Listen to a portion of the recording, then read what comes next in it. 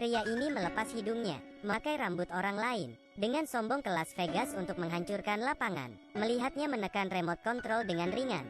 Semua souffler meledak. Tekan lagi. Kartu itu berhenti keluar. Pria itu sampai di meja, menaruh semua uangnya. Dia mengoyang-goyang, meniup ke dalam tangan. Dadu seperti dikendalikan, berubah menjadi poin yang ditaruh pria. Menangkan semua chip Anda mudah. Pria ini bernama Mike. Bukan keberuntungannya, dia telah bekerja di kasino selama 6 bulan sebelum penyamaran. Setelah berkenalan dengan semua orang, dipindahkan alat ke bawah souffler saat membantu mengangkat mesin. Kemudian dengan kedok mengejar dealer cantik. Dadu remote control yang disiapkan disembunyikan di bawah mesin dadu. Saat bekerja, dia mengenali tamu VIP, hobi dan kebiasaan pria botak, dan juga hobi dan kebiasaan tamu lainnya. Setelah mendapat chip, Mike ke pria botak yang pingsan.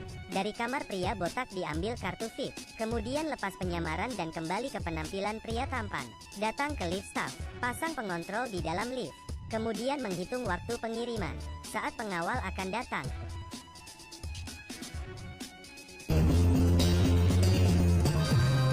Where's the VIP hall?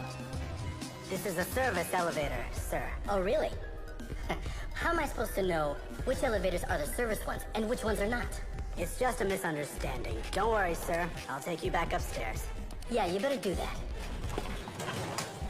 Lalu Mike keluarkan HP-nya, mulai pengontrol. Kegagalan lift seketika, lalu listrik padam. Mike menukar uang palsu dan uang asli yang telah dia siapkan sebelumnya, lalu pergi dengan anggun. Dia datang ke VIP untuk mempersiapkan perburuan terakhir. Kenakan kacamata berteknologi tinggi. Kemudian sengaja kalah sedikit uang, biar orang lain tidak waspada. Kemudian langsung bertaruh ketika pihak lain berkibar. Ketika pria berjanggut tidak bisa memutuskan, Mike membakar pria itu. Karena dia tahu pria kumis orang yang tidak menyukai dibujuk. Benar saja dia mengikuti. Ketika Mike mengira dia menang, dealer memberikan semua uang itu kepada pria lain. Wait, what are you doing? It's gentleman one. Pria meminta uang untuk dikirim ke lantai atas. Langsung pergi. Pada saat ini, Mike mengetahui dia telah menggunakan ilusi. Tapi begitu mencoba mengejar, dia ditangkap oleh penjaga. Kasino menangkapnya menipu uang. Bos memintanya membawa kembali 5 juta dalam seminggu. Kalau tidak, dia menghilang sepenuhnya. Di bawah tekanan kekuatan lawan, Mike yang tak berdaya hanya bisa setuju. Tapi di mana saya bisa mendapatkan 5 juta dalam 7 hari? Di sini dia menemukan totem yang sama dengan pria ilusionis. Dengan penjelasan temannya, Mike mengetahui bahwa ada berbagai kekuatan super lain di dunia. Dia memutuskan merekrut mereka untuk membentuk tim. Pergi ke kasino memenangkan kembali 5 juta. Yang pertama Eric generasi kedua yang kaya bisa memindahkan objek. Kemampuan ini akan berakhir di kasino. Dapat dengan bebas mengontrol jumlah dadu. Ini adalah cara curang. Tertarik pada petualangan dan kegembiraan, dia langsung setuju. Lalu kendali jarak jauh. Perakit elektronik sopir taksi Tony. Dia sering menggunakan kekuatannya untuk melaju lebih cepat, atau diam-diam menggoda polisi saat bertugas. Penakut dan miskin dia mendengar. Itu wajar setuju untuk menghasilkan uang. Lalu ada Kevin yang serba bisa yang bisa mengendalikan pikiran. Pecandu alkohol yang candu kekerasan dalam rumah tangga. Hanya dengan satu pandangan, dia langsung berubah menjadi penjudi. Tidak ada kekerasan dalam rumah tangga lagi. Rumah sakit jiwa sering menggunakan kemampuan Kevin menghasilkan uang. Jadi ketiganya hanya bisa membawa Kevin pergi. Dengan kemampuan Tony, tidak ada lagi dapat menghentikan mereka. Mike mengumpulkan beberapa orang di kasino temannya. Eksperimen dan latihan sebelum resmi dimulai. Biarkan Eric coba mengendali dadu terlebih dahulu. Melihat bahwa dia segera memasuki dunianya setelah melempar dadu. Kemudian dengan kekuatan untuk mengubah jumlah dadu. Membuat nyata, Mike meminta staf kasino untuk datang dan berjudi dengan Eric. Tapi paman mengatakan dia telah berhenti berjudi 10 tahun. Tetap tidak mau bermain. Kevin keluar. Kedua mata menatap. Patung es berbentuk manusia muncul di dunianya. Mantra Kevin dipegang sekali. Paman jadi penjudi dalam hitungan detik. Kevin terlalu lama diam dan akan menarik perhatian keamanan. Saat itulah Tony perlu muncul. Dalam dunianya, Tony mengutak-atik komponen elektronik. Kemudian kamera berubah arah dengan sendirinya. Di bawah komando Mike, semuanya lancar. Jadi Mike siap pergi dan membiarkan mereka mencoba sendiri. Tapi kehilangan perintah Mike, Kevin merusak otak dealer. Dan orang tua itu menjadi tersinggung. Pemantauan kontrol Tony juga tidak berfungsi. Benar saja, tidak ada arahan darinya. Tiba-tiba Mike memikirkan orang lain. Seorang wanita tua yang bisa menyampaikan ide-ide. Perjalanan melalui pegunungan dan perairan ke tujuan. Apa yang bisa dilihat adalah peti mati sedang dibawa. Tepat ketika Mike hendak menyerah, sekelompok pria besar berbaju hitam datang untuk menculik wanita. Wanita tua itu telah bekerja untuk pejabat itu. Jelas wanita ini adalah keturunan wanita tua dan mewarisi kemampuan. Mike menemukan Mary dari penentu posisi teknologi tinggi. Mary langsung membaca pikiran Mike. You can't even help yourself. That casino, your debt, go to hell. Saat ini, pria hitam itu mengejar lagi, datang dan kejar Mary sampai jalan buntu. Tepat pada waktunya, Mike muncul dan menarik Mary ke atas. Kemudian orang banyak berkumpul di alun-alun. Mary mengeluh plaza terlalu ramai. Ini mudah. Untuk menunjukkan kepemimpinannya, Mike memutuskan mengosongkan semua orang di alun-alun dalam 1 menit. Membiarkan Eric membunyikan bel. Dia membunyikan bel dengan mudah. Kemudian Tony pendekkan kabel kontrol.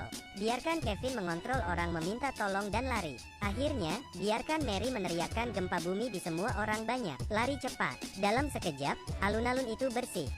Semua orang juga mengenali pikiran dan kemampuan perintah Mike. Mike memberikan tugas dan identitas kepada semua orang, dan membawa mereka ke mall untuk berganti pakaian. Sampai di kasino, Mary menjadi tunangan Mike, selalu di sampingnya. Semua orang tersebar sesuai dengan tugas mereka. Dengan kerjasama beberapa orang, Mike bergerak setelah beberapa kali menang dalam lemparan dadu. Beberapa kemenangan lagi di poker. Tapi Eric dan Tony jelas bersenang-senang. Orang yang menggunakan kemampuannya menghasilkan uang. Satu kontrol beberapa mesin game memenangkan uang tanpa henti. Akhirnya, keamanan menemukan keduanya dan membawa mereka ke atas. Pintu lift terbuka. Ini Mike dan kawan-kawan. Ternyata kedua satpam itu dikendalikan oleh Kevin.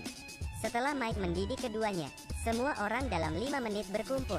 Di sana, Mike mengambil semua uang yang dia menangkan, dan perintahkan kerumunan melalui Mary. Kevin mengendalikan dealer, Tony mengendalikan kamera, Eric menggerakkan dadu. Hanya sekali, mereka memenangkan 10 juta euro. Semua orang senang merayakannya, dan merencanakan kerjasama selanjutnya. Besoknya, dengan senang mereka mengendarai mobil. Sebelum mereka sadar, 2 mobil besar menyusul dan berhasil menghentikan mereka. Ternyata pemilik kasino menemukan mereka. Ingin merekrut mereka secara unik. Mike tidak memiliki nilai. Kemudian, di bawah mata orang yang melihat heran, Mike ditembak jatuh di gunung. Saat berputar, Mike dibawa ke depan seorang pria. Pria ini adalah ayahnya. Begitu melihatnya, Mike mengerti. Dia ditipu oleh ayahnya sebelumnya. Ayah anak tidak bertemu 10 tahun. Seorang ayah selalu memaksakan pada anaknya, tapi dia pikir itu latihan dan pendidikan. Keduanya memikirkannya. Akhirnya ayah memberitahu Mike sebuah cara untuk membuka pintu memori.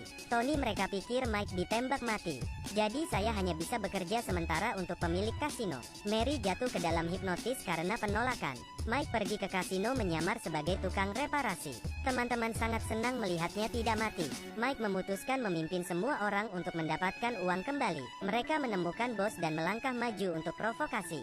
Kemudian dia dikurung di ruang bawah tanah. Satu-satunya penjaga yang tersisa adalah Mike yang menyamar. Orang-orang datang ke brankas. Mike membiarkan Tony dan Eric retak brankas dan kata sandinya. Dia naik ke atas untuk membawa Mary kembali. Bersamaan lemari besi itu retak. Bos bergegas dengan penjaga. Semua orang buru-buru bersembunyi di brankas. Tony kemudian memecahkan kuncinya. Ada pria kulit hitam dengan senjata di luar. Tidak ada yang bisa keluar. Kevin menghipnotis Mike. Kemudian apa yang diberikan ayah? Jalan datang ke alam bawah sadarnya. Ada banyak pintu. Setelah banyak eksplorasi, akhirnya menemukan Mary yang tertutup sendiri.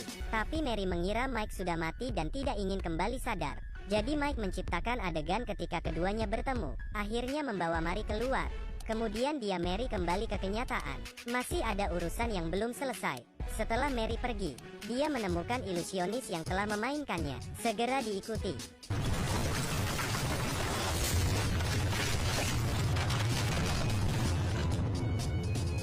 Kemudian dia melihat adegan di mana dia terbunuh sebelumnya. Sometimes there's more truth in illusion than in reality. The key to any problems in a person's mind. Now step to the right and fall.